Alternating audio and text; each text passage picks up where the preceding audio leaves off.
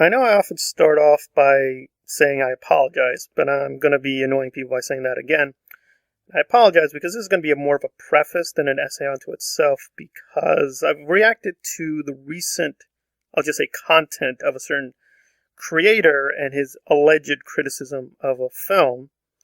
And I have to say, after years and hours of listening to this person, I have to conclude they're not engaged in criticism, but pseudo-criticism. And this is a very short way to saying I don't think this person be called a film critic or art critic. They're just a media commentator.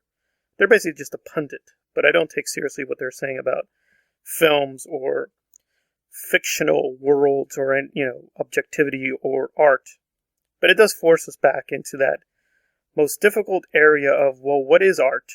What is a work of fiction? What is criticism of these things? And how do we separate the two? How do we separate criticism from pseudo-criticism? How do we even ground our judgments? Because I don't believe, as this person supposedly does, that we can have objectivity in criticism, much less objectivity in art itself. But I don't feel comfortable embracing full bore the subjective option. And the way I usually think about it is I latch onto perspectivism, which is a philosophy that Nietzsche tried to argue for. I'm not going to go through the whole thing now, but I do want to tackle for a little bit the art-fiction dilemma and the criticism versus pseudo-criticism dilemma. And I think we all know the classical problems and cases. The most obvious and explicit one has always been violence and pornography, right? Where the content is of such graphic nature that it's going to offend somebody either ethically, politically, or socially. And the usual knee-jerk reaction is to say, well, that's a work of art. It shouldn't be censored, etc., etc. But that just pushes us back. Well, how do you know what it is, and how can we really define it?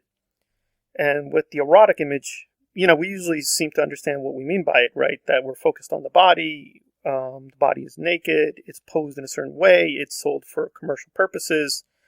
But anybody can answer back quickly, saying, "Well, isn't that just true of almost any artistic work? Whether the Mona Lisa or Jackson Pollock, isn't that commercial to some extent? Isn't that also focused on the body? Isn't that also, done for a certain utilitarian purpose? It's not pure art either. So how do you separate the two?" And so then as soon as we erect these categories between, quote, a work of fiction and, quote unquote, a work of art, we're going to be forced back and say, it doesn't seem like we can really separate the two. But we do it all the time. I mean, I think an interesting classical case I always keep thinking about is those clocks that are in the form of cats that are on people's walls. Now, those are aesthetic. They're fictive to some degree, but their main purpose is to tell time. And we know that it would be kind of an error to look at them as a work of art, like we look at a painting on a wall in a museum. And yet, the person could say, I don't know, this is just as artistic to me as any quote-unquote high cultural work of art. How are you going to tell me what's one, what's the other? And the best answer I've always tried to give, I think, is that you want to work through the particular examples and slowly, through comparative cases, work through what is artistic and what is not. So, for instance, ideological and political criticism is valuable, but it's not artistic criticism. And you can kind of tell very quickly when somebody is engaged in one thing and not the other. So, for instance, a feminist critic who could legitimately attack Eyes Wide Shut for being so focused on the female body, right? Nicole Kidman is often much more nude than Tom Cruise, would say, well, this work, whatever it is primarily sexist, etc., etc. Just as somebody who looks at The Last Jedi and thinks it's filled with anti-capitalism, attacking white people, patriarchy, etc., this left-wing propaganda film, and is not really interested in being a work of fiction, but being a work of propaganda. Now, that's certainly legitimate to some extent, though I think they're frankly exaggerating a lot of qualities there. Some people are now routinely compare Rian Johnson to Hitler. I'm not joking. You can actually look this up. So how do we know that this is not real artistic criticism? And the answer is, well, I think it's really too partial. It's focused on one or two images, one or two scenes, or one or two aspects of the work and not looking at competing values or contradictory evidence. So while I don't think we can ever get to a state where we're ever going to really be able to tell this is a good film, this is a good painting, this is a bad painting, this is a pornographic image, this is an artistic image, we can slowly move the argument one place to the other. Like the average Hustler magazine probably does not contain a lot of artistic work any more than a Playboy issue or Maxim or People magazine. And yet I don't feel comfortable going to the other extreme and saying there's no artistic value in those images or those works at all. I wouldn't want to call them works of art, but they clearly are works of fiction.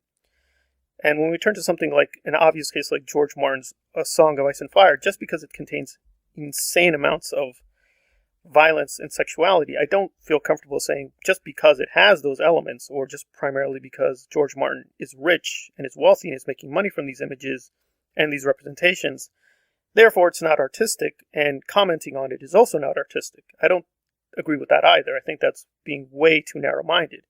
And the obvious problem with ideological criticism is it prejudges the work. It says ahead of time, I'm going to punish or hurt or attack this, and not really consider that the person could be mistaken or be in error, or that they're engaged in a real critical discussion. They just already convict the work and are just going to stuff it in a category. Whatever it is, it doesn't matter what the ideology is, whether it's, fascism on the right or left-wingism on the left.